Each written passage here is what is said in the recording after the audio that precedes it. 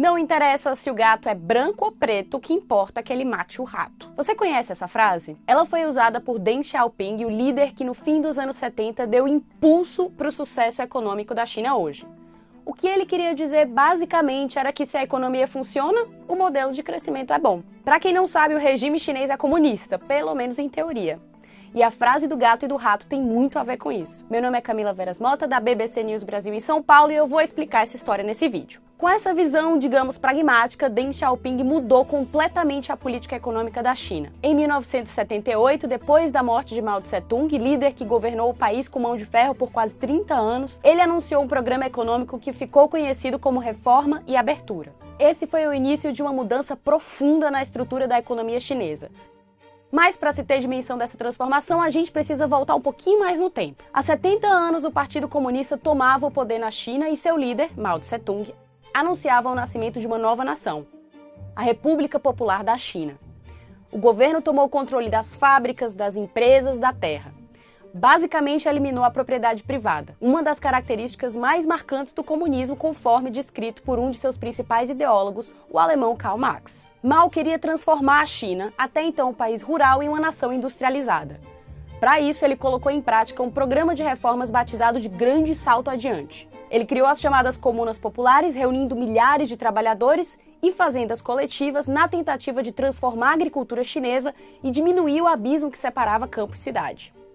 Mas o plano foi um grande fracasso, gerou escassez de alimentos e culminou no que ficou conhecido como a Grande Fome, que matou milhões de pessoas.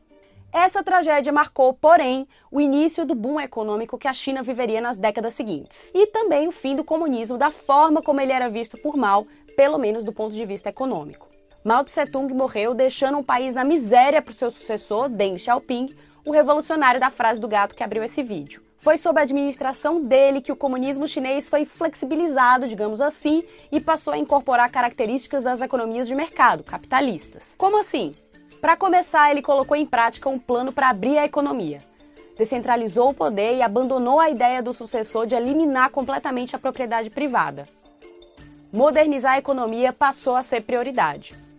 Assim, as comunas foram desmobilizadas e os camponeses passaram a gozar de maior liberdade para administrar as terras que cultivavam e vender o que colhiam.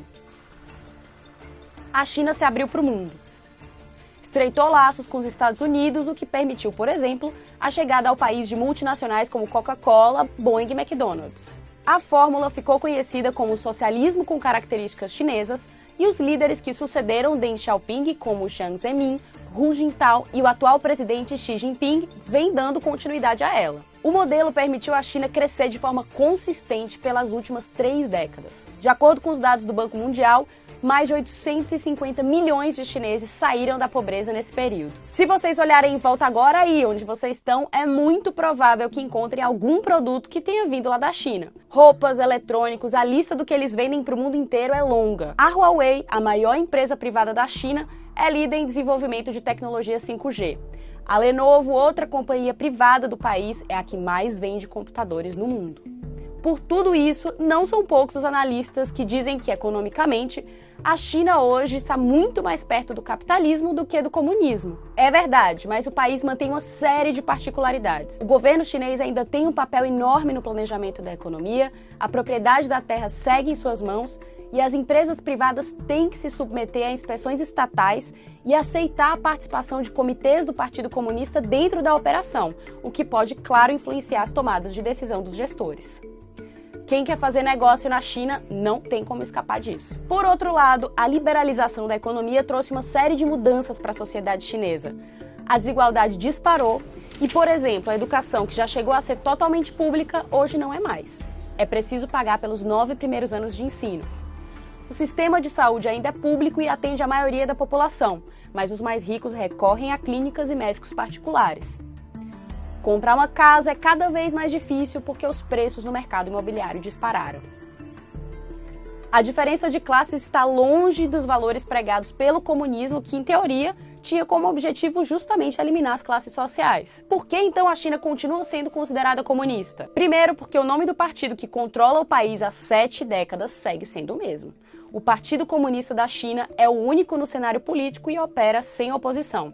Tem dirigentes em cada cidade e região do país. O presidente é eleito pela Assembleia Popular, o parlamento, também controlado, adivinha, pelo Partido Comunista, como quase tudo no país, aliás. Não existe liberdade de imprensa. Com exceção de alguns poucos meios de comunicação privados, a imprensa é controlada pelo Estado e, como era de se esperar, a cobertura em geral é bastante elogiosa à administração pública. O governo chinês também controla a internet, as universidades e faz detenções de forma arbitrária de defensores dos direitos humanos, uma prática denunciada por organizações internacionais. Enquanto na China continental essa política não enfrenta uma posição popular significativa, na região autônoma de Hong Kong ela vem enfrentando uma resistência cada vez maior. Os protestos que vocês devem estar acompanhando aí nos noticiários começaram em março e marcaram as comemorações do Dia Nacional da China neste 1º de outubro. Nessa data, aliás, o Partido Comunista da China completou 70 anos no poder. E se tem uma coisa que tem marcado a história da sigla, é a sua capacidade de abrir a economia, fazê-la crescer a um ritmo acelerado, enquanto mantém praticamente inalteradas velhas estruturas políticas. Uma receita que tem garantido que o gato de Deng Xiaoping continue caçando seus ratos. É isso. Acho que tem que fazer um tchauzinho, né? Fazer um tchauzinho. Muito obrigada, né? Assim, né? Muito obrigado pela companhia. Não esqueça de assinar nosso canal se você ainda não fez isso. Até a próxima e tchau!